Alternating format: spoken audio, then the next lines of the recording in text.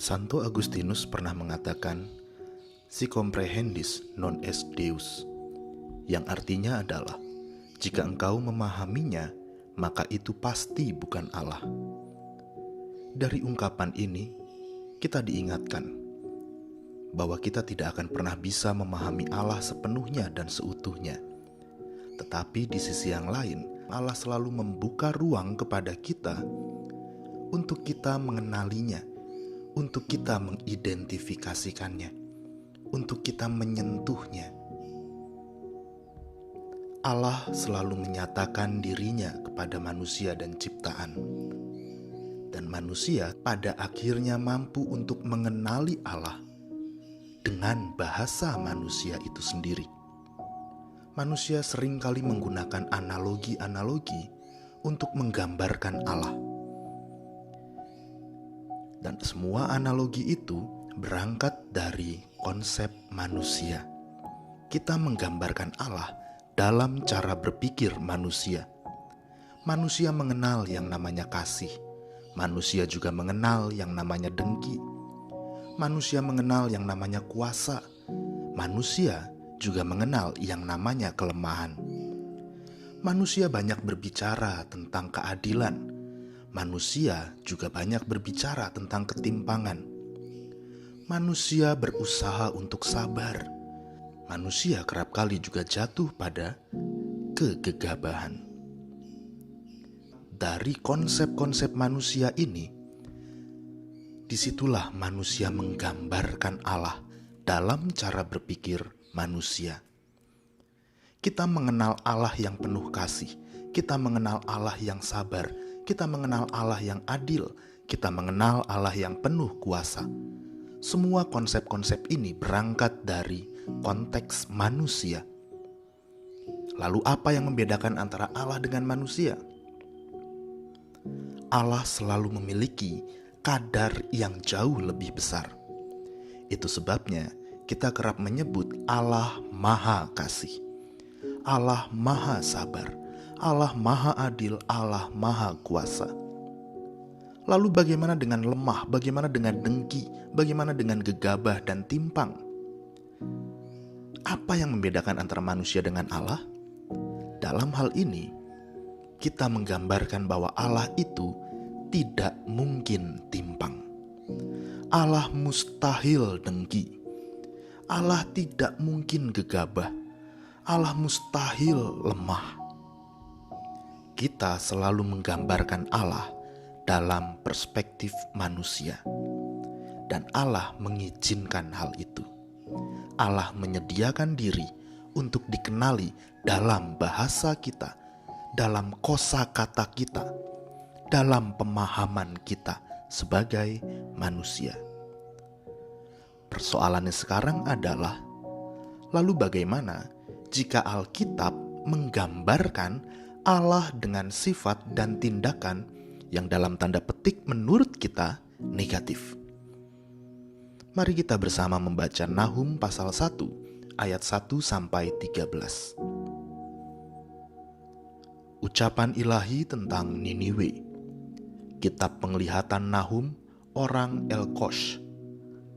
Tuhan itu Allah yang cemburu dan pembalas. Tuhan itu pembalas dan penuh kehangatan amarah. Tuhan itu pembalas kepada para lawannya dan pendendam kepada para musuhnya.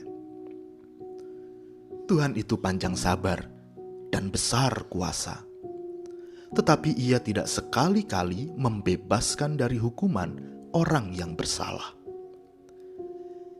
Ia berjalan dalam puting beliung dan badai, dan awan adalah debu kakinya.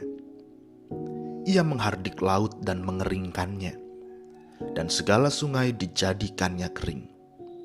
Basan dan Karmel menjadi merana, dan kembang Libanon menjadi layu.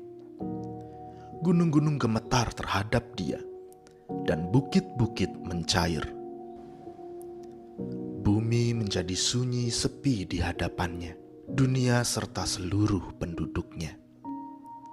Siapakah yang tahan berdiri menghadapi geramnya? Dan siapakah yang tahan tegak terhadap murkanya yang menyala-nyala? Kehangatan amarahnya tercurah seperti api, dan gunung-gunung batu menjadi roboh di hadapannya. Tuhan itu baik. Ia adalah tempat pengungsian pada waktu kesusahan. Ia mengenal orang-orang yang berlindung kepadanya dan menyeberangkan mereka pada waktu banjir. Ia menghabisi sama sekali orang-orang yang bangkit melawan dia, dan musuhnya dihalaunya ke dalam gelap. Apakah maksudmu menentang Tuhan? Ia akan menghabisi sama sekali. Kesengsaraan tidak akan timbul dua kali, sebab mereka pun akan lenyap seperti duri yang berjalin-jalin, dimakan habis seperti jerami kering. Bukankah daripadamu muncul orang yang merancang kejahatan terhadap Tuhan, orang yang memberi nasihat dursila? Beginilah firman Tuhan. Sekalipun mereka utuh dan begitu banyak jumlahnya, tetapi mereka akan hilang terbabat dan mati binasa. Sekalipun aku telah merendahkan engkau, tetapi aku tidak akan merendahkan engkau lagi.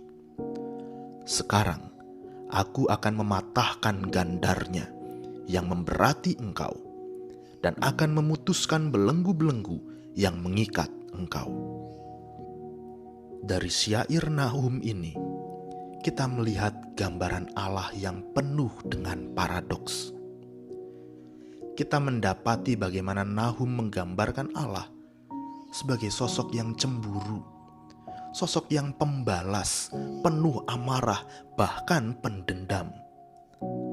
Tetapi di saat yang bersamaan, Allah juga digambarkan sebagai panjang sabar, Allah yang baik, besar kuasa, dan digambarkan pula sebagai tempat pengungsian, tempat perlindungan. Allah digambarkan dengan begitu penuh paradoks.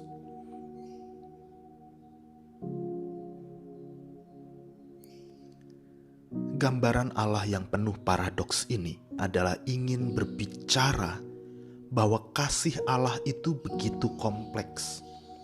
Kasih Allah tidak dapat dibatasi pada satu dua kata yang kerap disematkan kepada manusia. Kasih Allah itu tidak terbatas. Kasih Allah begitu luas.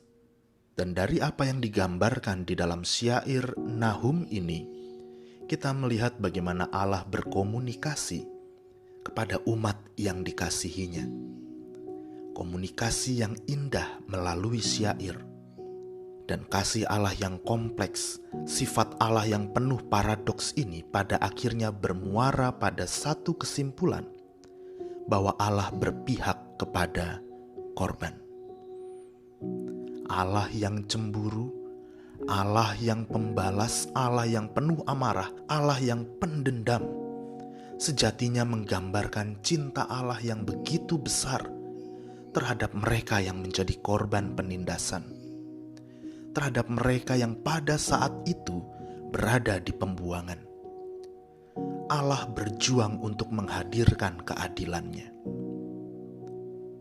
Itu sebabnya, sekalipun Allah digambarkan penuh paradoks, tetapi semuanya berada dalam kasih yang kompleks. Allah berpihak kepada para korban. Allah berdiri di depan dan bersuara bagi para korban. Allah menuntut keadilannya. Allah ingin mengembalikan tatanan ciptaan yang baik adanya. Bagaimana dengan kita di zaman ini? Tidakkah kita cemburu ketika melihat suami atau istri kita bermesraan dengan orang lain? Terlebih Allah yang adalah pemilik atas hidup kita. Tidakkah kita geram ketika anak kita dilecehkan oleh rekan sekelasnya? Terlebih Allah yang menciptakan kita menurut gambar dan rupanya. Tidakkah kita akan terus menuntut keadilan ketika anggota keluarga kita menjadi korban kekerasan? Terlebih Allah yang tak henti-hentinya berusaha menghadirkan damai-Nya. Kiranya Tuhan menolong kita untuk berpihak kepada para korban, untuk bersuara bagi mereka yang ditindas, untuk mereka yang tidak mendapatkan keadilan, untuk mereka yang suaranya terbungkam kekerasan. Tuhan menolong kita.